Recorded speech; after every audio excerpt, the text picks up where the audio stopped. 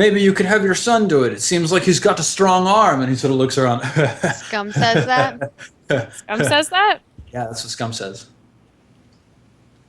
He's a scumbag. In case. So, right, well, that's my honor being question. So, I'm going to fight him. You have to fight him. I have to, yeah. Oh, yeah, no, I think it is sort of like your honor being questioned. Why don't you roll plus gendered? So I say, Scum, if it wasn't for me, you'd be homeless and living on the shores. And I take out my sword and I slash at his face like my little dagger. So it's like, you know, just a little cut. Like, fuck you. You have to roll for that. She has to roll for that. Steven, you do have to roll for it, but and specifically, his head comes right out. Specifically, you have to roll to rebuke the question of your honor. So roll plus gendered. 2d6 plus your gendered score. Be nice to me. Was that 7 your roll? Yep. Yeah, like Scum like whips out his dagger or whatever and catches your longsword, and he's sort of staring you in the eyes. He says, swords among friends, it's not how we solve these problems. I tell you what, I believe you are in charge of your household. If you show me, lead us into battle against these bandits. Show us that your arm is still as strong as it once was in our youth when we were raiding together. Then I might follow you once again instead of Hilda. You know, she does other things for me too, Rovik. She's a convincing shield maiden. Scum, she has told me how long you last and why you are not her favorite. Oh shit! Now, if you want to pull your weight around here, instead of being kicked back to the shores, I suggest that you man up and follow me. I may have a broken rib from the strength of my loins beating me down, but that is just to show how the gods favor my loins and my children. Oh my and now, God. even with a broken rib, I am going to lead everyone into battle. You think that wasn't my plan? Of course it is my plan. We need like Rovik Power Hour. Let's have Rovik laying the smackdown on everyone. Rovik, you're throwing an insult at another man. Roll plus gendered. Okay. Wow. Oh, it's 2d6. Boop. Mm-hmm. 6 plus 1. Oh, shit! Oh, damn. That 10 out of 10 freaking shots fired. Hey, fucking what? Okay, yeah, yeah, sure. You know what? Grim behind Scum. He sort of laughs. He says, Hilda has told me about how long he lasts. It's not nearly as long as I do. And like Vebjorn is back there sort of laughing around, and you just see this incredibly like red, dark look come across Scum's face. And he stands up, he gets like right in your face. He says, I will show you what these arms can do. And he pulls out his sword and he says, come with me. And he walks, he just like starts heading straight north. He's not even going to like the rendezvous point or anything. So like Grim and Vebjorn sort of look at each other and they're like,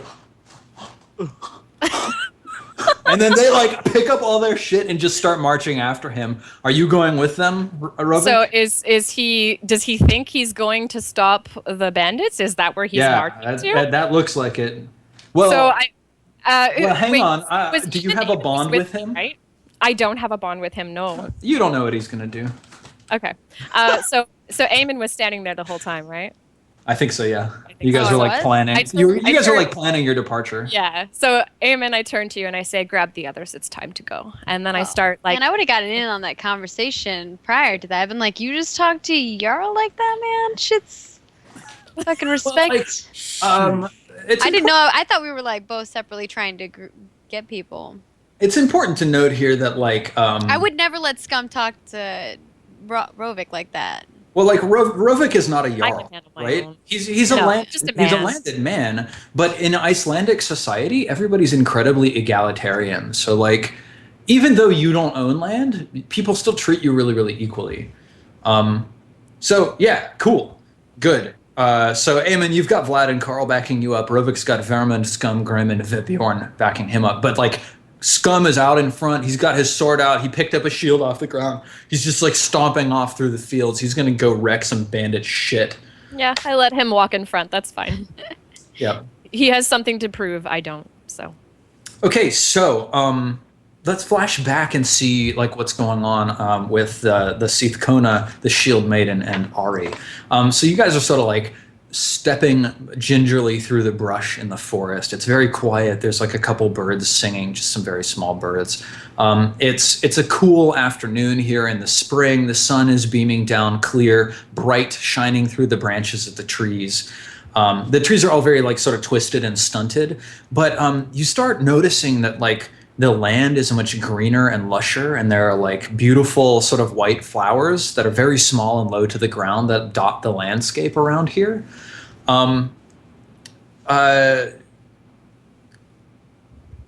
Ingeborg, it seems especially to you like this area must be under the caretaking of some land elves that are keeping it so pristine, and that it's possible that any extreme acts in this area will upset them greatly. Do you make mention of this to other people? Yes. Okay. Yeah. I'm like, all right. I sense that the land elves have cared for these lands for generations beyond our thought, and we must respect them and not do anything to anger them. Oh, Ari sort of looks around as if he's seeing the forest for the first time. He says, "Oh, yes, no, that makes sense. There's a great waterfall up a couple minutes ahead. It flows down over the lip of a giant boulder, and at the top of it is a great lake. It's quite deep. It seems like a prime spot for fishing, but it seems like we could, I don't know, irrigate this land better if the waterfall were removed and the river were allowed to run freely through here. But no, if the land elves are taking care of this place, then we must be careful not to upset them." Yes, exactly. And We shall approach carefully. The bandits are camping out near the lake at the top of the fall. I think Jesse's muted, by the way. I'm not muted. Oh, Oh, you said just something being and you were really like, quiet. No, No, I'm he not said- muted. I'm letting you two talk. Here's the deal. If you wanted my character, Yeah. I mean, What does your character think about this? When the Hilda Seathkona is just like land spirits. Hilda just continues to walk, and she's just trudging ahead, shield on back, sword in hand, on hip in hand, and just sort of scoffing at the notion. I guess after they're done, and Ari says that they're camped up at the top of the waterfall, I look back at the old lady and I'm like, strange, the elves didn't get rid of bandits. You figure those would be a problem for them too, eh? And I keep moving forward. Like, do you say anything in response to that, Ingeborg? I'm like, maybe the bandits will get what's coming for them in the near future. And I turn back and I like show a little bit of my sword. I'm like, yes, they will. Nice. So yeah, like you come up upon this waterfall, and Ari is sort of pointing up at the top of it. There's a steep cliff face with like some fairly slick rocks. He says it's a slippery climb, but if we make it to the top, we can see where the bandits have Olaf captured.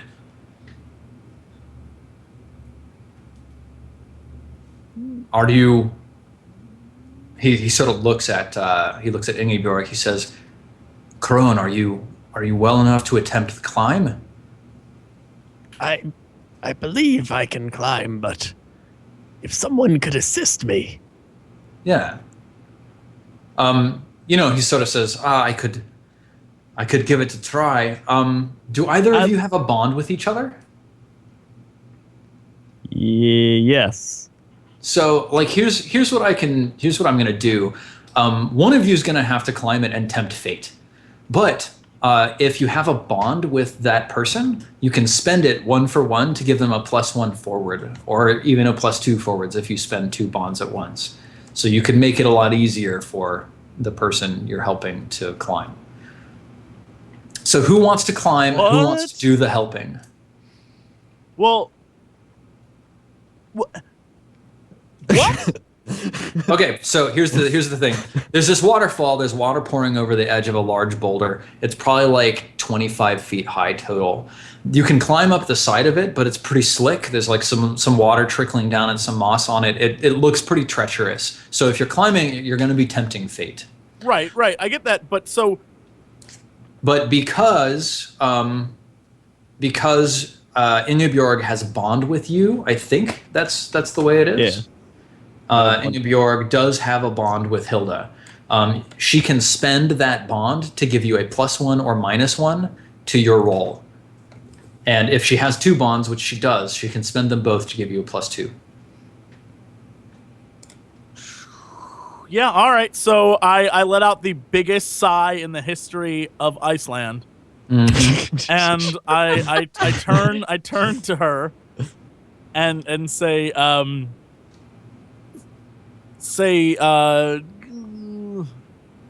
if you think you can hold, grab to my shield and I'll carry you. Nice. Yeah, cool. So, Ingebjorg, are you going to spend 1 bond or 2 or none? Are you helping or hindering? Bear in mind, this bitch, Hilda, she murdered your son. That's true. I'm going to spend 1 bond negatively. Yeah? Okay. So, son of a bitch. But yeah. I have a bond as well, yes? Can I spend that to counteract his bond? No, so you can't spend a bond to give yourself a +1 or -1. You have to spend it to give her a +1 or -1. Fine, then I give her a -1 to holding on. I drop the shield and it breaks. I'm going to say that you're both tempting fate here. So, okay, would each of you roll plus your weird to tempt fate? And each of you are at a -1 because you hate each other. Crendor, damn it. All right. Hilda, I heard a little salt there. Hilda, a little salt right there. Hilda, you don't have a bond with Ingebjorg. Didn't I? Because no, you told me I did. Did Ingeborg give you a gift, or did she like do seeing for you or anything like that? Like she has a bond with you. She's been wronged by you, but you don't have a return bond. Your bonds are. Let me take a look at this, Hilda. No. Hilda's bonds, you share Gunhild's blood, you could never betray Grim, Rovik needs your help, and you mentor Thora. All right, that's okay, never mind. So, Ingebjorg, you roll at a normal, you roll 2d6 plus your weird, and Hilda, you roll 2d6 plus your weird -1.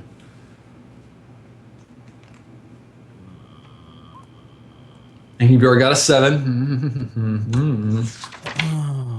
2d6, I have +1 weird, so it's just straight up 2d6. Yep. Oh, nice. Okay. You know what? Like, you guys are like halfway up the cliff, and like Ingebjorg starts like shaking your shield or some bullshit, and you like try to shake her off, and like she grabs onto the wall, and you guys are sort of like having a little mini cat fight halfway up the wall, and Ari's down below. He's like, "Oh, it's Sithkona. Please be shield maiden. Please be careful. It's slippery. Please." And both of you feel the fates just sort of like staring down at you from the heavens. You both make it to the top of the wall, okay?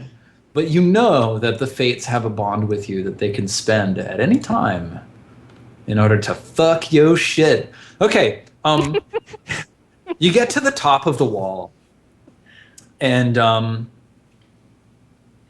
didn't Ari come up here with us? Ari is climbing up after you. Oh, I was about to say, like, he didn't just stay his ass down at the bottom. No, he was following you up. And who's checking out dead ass? You guys get up to the Wow. You guys get up to the top of the wall, and Ingebjorg, you see nearby, there's like a little hut, like carved out of wood with like some stones placed around it in a circle and like a little candle inside. Mm-hmm. And then like you see this large sort of pool. It's probably like 40 or 50 feet across, and it's got to be like 10 or 15 feet deep in the middle of it. You even see some small silver fish sort of flitting through the water as the sun strikes off. I hate those things. Or you mean actual silver? No, I don't mean silver fish. Fish that are silver. Yes, okay. I mean all right. I mean fish which have a silver color, not the insects known as silverfish. Gotcha. That's a totally different image in my head. Are the worst? Those things can die in a fire. Yeah, I hate silverfish. God. Anyways, Sorry for the derail. So, like you hear sort of like talking and laughing muffled from like around a bend or something like that. What do you do? Ari is looking to you, Hilda. I do like the the shit in the movies like Yeah. Hand signs. Yeah, the usual. And he's like, gotcha, because we have worked together before, like, so he knows. Yeah, absolutely. So basically, I'm signaling to like, He starts heading like across the waterfall, like balancing on the slick rocks. Like one of his feet sort of slip out from under him, but he catches himself. He moves across to the other side. He's on the other side. He pulls out an arrow, strings his bow, knocks the arrow, pulls it back just a little bit, and starts stalking along the edge of the river. What are you doing, Hilda? In relation to where I am, where are they at exactly? Like they're around the corner. Yeah, so like there's kind of like a gully that you're in right now at the top of this. There's a large sort of like pool that has formed from this boulder that's blocking this more natural flow. And on each side, there's just like a little bit of ground that you can walk on. You can hear from around the bend in this gully. You can hear the sound of like laughter and talking, and like maybe you can even see a little bit of like smoke from a fire, just very faint. It's a very dry fire that they've had burning. What kind of voice are they? All men? What are we? You hear, let me see, they're not all men. You hear a couple of male voices and a couple of female voices. All right. Do I recognize any of those voices?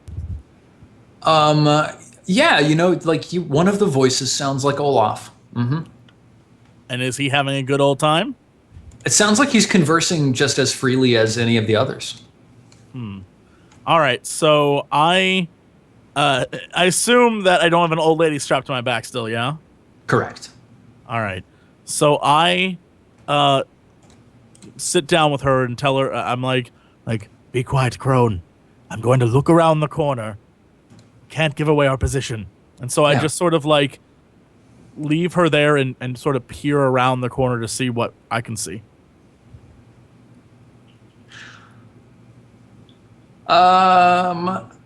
Okay. Roll plus your weird to tempt fate. Sure. And take a -1 to that. Is that the fates doing it? Because F them? The fates. F me? All right.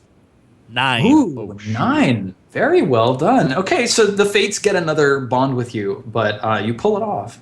You peer around the corner and you see a small campfire. You see 5 adults, 3 men and 2 women, and you see Olaf in the midst of them. So there's 6 people total around there. There's like a couple of like cattle and a sheep that are grazing, and sort of like up the ways you see there's like a straight shot to the river where this like creek is sort of an offshoot of it, and they have a longboat sort of like parked on the riverbank nearby. Yeah, and Olaf is not, there are no chains or bonds on him. He's just freely talking with them. He's got a mug of mead. He's laughing. He's got like a leg of duck or something like that. He's gnawing on and talking happily. Ingeborg, what are you doing? I am back with Ari. Ari's also like walking along, sort of to head up and look. Oh, well, I'm just following him. Okay, so you sort of come up around the corner also, and you're looking? Yeah. Yeah, okay. You take a look around here, and you recognize one of the men. There's a man sitting next to Olaf, and he's got like a really greasy sort of handlebar mustache that like comes down and then trails off of his chin in 2 long trails. And his hair is like really, really thinning and like slicked back. He looks like really skinny, but like skinny fit. So he's got like really stringy muscles all over his body. He's missing a couple teeth and he's sort of laughing. His name is Vali Olversson, and he's Snorri's brother. You know, Chieftain Snorri from Norway, who was Helga and Olaf's father. This is Helga and Olaf's uncle. All right. I see him, and I'm kind of like taken back. I'm just like shocked that I would even find someone related to him around here in these parts. Yeah. But at the same time, I don't know if I want to go over there to talk to them, because I don't know if they're going to be friendly or if they're going to be mad. So I just kind of sit back and keep watching. Why would they be angry with you? Well, I don't know. Haven't you been taking care of his niece and nephew? Yeah. I don't know. Well, okay. I'm gonna I'm just wondering what you did. Do you like kidnap these kids? Yeah. Okay, so like are you like stepping out? Hold on. I want to see if there's a thing I can do. Is this one of the people? Is this guy related to one of the people that I murdered? No. So like the king of Norway, Harald, he killed Chieftain Snorri, and Ingebjorg stole away with Snorri's son and daughter, Olaf and Helga. And apparently his brother, Snorri's brother, Vali Olversson, also escaped the wrath of Harald and came to Iceland. All right. I step out and I'm like, Olaf. And yeah, I'm just like, is that you? And as you step out and you say, Olaf, is that you? You hear from another direction, like down the stream the other way, sort of marching from the river. You hear what's his name? You hear Scum yelling.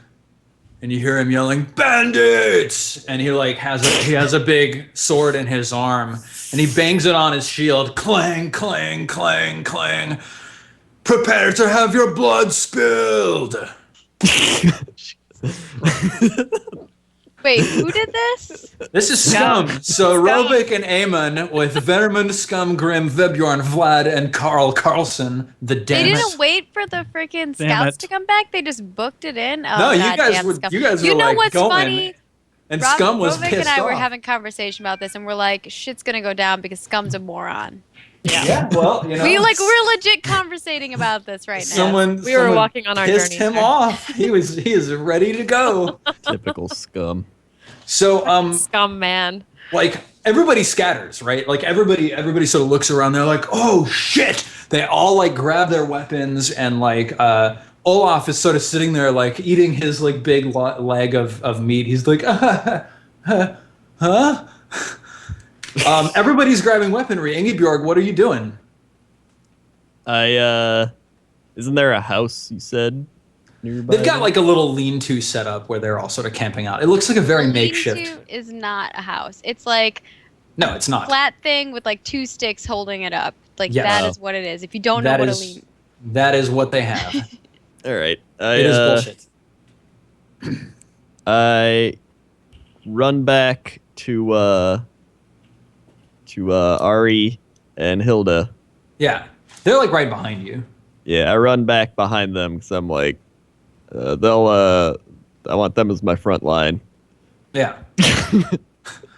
Are you just like Do- pushing them forwards? Do I Yeah, I'm hear just like, all this commotion going on where I'm at? On the Yeah. other side? You're with the army. So what has Okay. happened since the time that we've seen you is that Scum, Grim, and Vebjorn, they took off along the river up to the north. They were marching along until they hit this little creek, saw the longship that was sort of parked alongside, followed the creek inland, and they found the camp almost immediately at the same time as Ingebjorn and Ari and Hilda did, by sort of taking a more circuitous route, climbing up this waterfall, and like stealthily approaching. So, What's going on? So, Eamon, you're right there. You're there. You see it. You see these guys. They're all grabbing weapons. Scum is like pulling out his weaponry. Grim and Vebjorn are like, yeah, let's get it on. What are you doing? Do we see any of the bandits with their weapons drawn? Oh yeah, absolutely. They're all like scrambling around, grabbing weaponry, like slapping like boiled leather helmets on their heads. I have a horn on the side of my belt, and I take the horn and I start sounding it, and like all of my dudes, and I start clanging my shield, my axe on my shield. Oh my dude! And we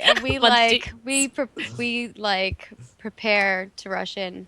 Okay, like It looks like they're getting ready to charge. Ingebjorn, are you just like gonna let this go down? Ingebjorn doesn't give two fucks. She's like, "Yep, y'all can go kill each other." He's like, "I'm gonna assess the situation for like 2 more seconds." Yeah, I'm too flustered and just kind of like, I left my house and this shit's going on. So all right, cool. So I'm just letting it happen. Okay, so you're letting this happen. And what does Olaf look like he's doing when I get there? Like, because I'm arriving at the same time as Eamon and the army. Yeah, so paint us a picture of what's happening. So like, yeah, what I just want to know what I'll draw like a little zoom in of this. Yeah. Okay, here's what we've got. So we're kind of up in this upper corner here. Book, book. So we've got this stream that's coming down this way, and then we've got this lake here. You know, we've got a river right here. It's beautiful. Yep, and then there's a waterfall. Right. And then weird penis guys don't. it's totally not a penis. For someone to say it. So here's this. I'll be the one. Here's this longboat sitting right here, and here's the lean-to. Chunk. And there's sort of like a cliff. It's kind of a gully here, so it's a little bit narrow. There's a fire, a little campfire right here. And that's where all the bandits are located, where, what's his name, Valley and his banditry are. So let's see. Eamon and, okay, so hang on. The men. The one group up here and then the other group down here, something across. The men are coming from this way, and the women are coming from this way. Okay. So yeah, that's kind of what you see. Wait, we're all coming from the same side? All the men are coming from that side, and like you've got like a pretty big force. I mean, you've got like 6, 9 people with you, which is in Viking times, that's a serious thing. Yeah. Okay, so like I think that's a good scene to just like set up and be like, okay, this is the setting. People are pulling out their weapons. Everybody's getting ready to charge. Let's take a break. When we get back, there's actually a special rule for dealing with like fighting with many versus many.